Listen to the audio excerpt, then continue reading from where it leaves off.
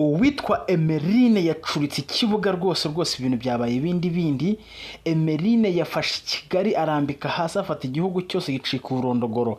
Nyuma yaho umukobwa witwa Emeline uheruka kugaragara mu mashusho afashwe n'umuhanzi The Ben mu mayunguyungu. Icyo gihe murabyibuka cyane rwose, The Ben bavuga ko yafashe ku ishanga, yongeye kuri koroza ku mbuga nkoranyambaga. Ni nyuma yuko bamwe mu bavuga ko bakiriye amashusho ye amugaragaza ari mu bikorwa byo kwishimisha, benshi bavuga ko ari ukwikinisha. Ni amashusho bavuga ko agaragaza ko uyu mukobwa ashyira icupa rya Heineken mu gitsina cye. Mana y'isi n'ijuru. Ariko we ntacyo arabitangazaho. Gusa amashusho yo yamaze kugera hanze cyane n'amajwi abantu bakomeje kuyumva. Dusoza iyi video ndaza kukumvisha amajwi y'uyu mukobwa ndetse nakwereka n'amashusho ye, mwitonde mugende gake reka tubabwire ukuntu byagenze. Nko ku rubuga rwa X abantu bari kwandika ubutumwa bwinshi basaba inshuti zabo kuboherereza iyi video bakihera ijisho. Mu kiganiro yakoze kuri uyu wa kane tariki 16 Mutarama 2025, Kakoza Nkuriza Charles wamamaye cyane nka Kenisi yavuze ko RIB ikwiye kureba ababanika bapima kuko bigaragara ko bashobora kuba bakoresha ibiyobyabwenge. Yavuze ko nta muntu muzima ushobora gukora ibintu nka biriya. Akomeza agira ati gutinyuka ugafata icupa rya Heineken ukajya kurishyira mu myanya y'ibanga ntago ari ibintu bikwiriye abana b'abakobwa rwose. Ati ibi bintu bakwiye gucunganwa nabyo rwose bakareba ko nta kibazo abakobwa baba bafite. Kenisi yavuze ko Emeline akwiye gushinjwa kwangiza imyanya myibarukiro no kuyitesha agaciro. Angeli Mutabaruka bahuriye kuri mikoro za Radio 1 na TV 1 yabwiye Kenisi ko hari n'izindi nkumi zijya zishyira mu gitsina ibindi bikoresho birimo n'ibiribwa. Aha yaje kuvugamo nka karoti ko abakobwa basigaye bazikoresha. Kenisi yumvikanishije ko ibiri gukorwa n'abakobwa muri iki gihe bishobora gutera abandi kwiheba no kumva ko adakeneye undi muntu bakubakana urugo. Uyu mugabo yasabye ko Emeline ajyanwa mu igororero kandi bagapima ko nta biyobyabwenge yabakoresha. Ibintu bikomeje kuba kasamutwe mu mujyi wa Kigali.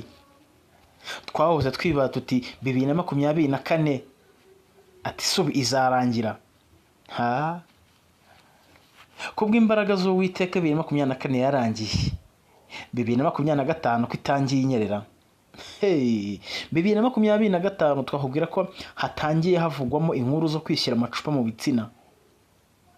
Indi nkuru ishimbishije ariko yo nziza cyane rwose, umuririmbyi Vestinya yatunguye benshi aho yasezeranye yakoze umurenge n'umunyaburkina Faso. Ariko abantu bacitse urondogoro bati uyu mwana arihuse cyane, yarakiri muto nibwo yaragisoza kwiga, yahagombye gutuza akazaba rwubaka. Bakomeza bavuga bati arirukanse cyane rwose. Bakomeza bavuga yuko ibintu bimaze kuba ibindi abakobwa bo mu Rwanda barimo gukunda cyane aba diaspora.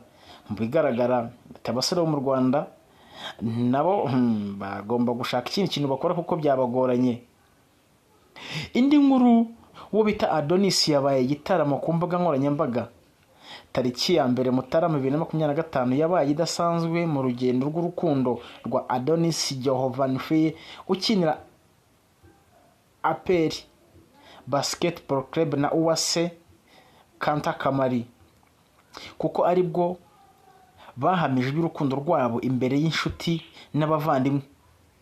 Ni nabwo Adonis yafashe icyemezo cyo kwambika impeta uyu mukobwa usanzwe ari mukuru wa Nishimwe Naomi wabaye Miss Rwanda 2020. Amafoto yaracicikanye, amashusho nayo bigenda uko.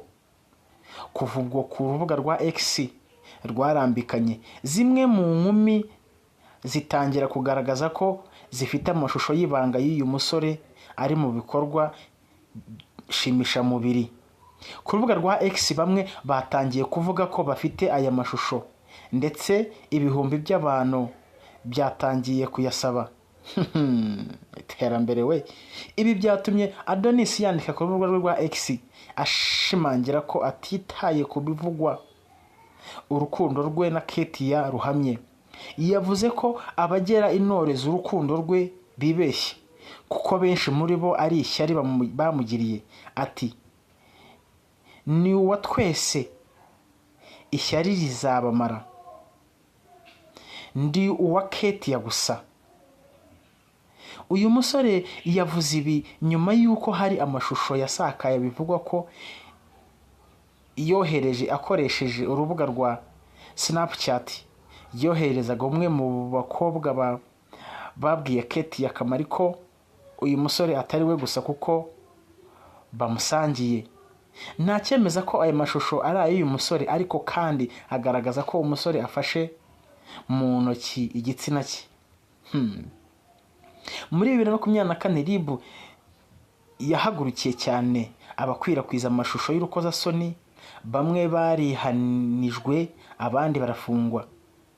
Mu butumwa yanyujije ku rubuga rwa X kuri uyu wa gatatu tariki 15 Mutarama 2025, umuvugizi w'urwego rw'igihugu rw'ubugenzacyaha RIB Dr Murangira Thierry yaburiye abakangisha abandi amashusho y'urukozasoni, avuga ko ari icyaha gihanwa n'amategeko.